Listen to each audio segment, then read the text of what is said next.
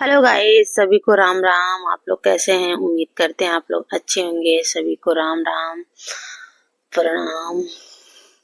तो गाइस, आज मैं लेके आई हूँ एक मंकी और पैरट और कैट की कहानी। तो गाइस देख सकते हैं, यहाँ पे कैट अपने दोस्त के साथ एंजॉय कर रही, खेल रही है। और इसके बाद देख सकते हैं, और ये है शेर। शेर और शेरनी की कहानी। पैरट अपने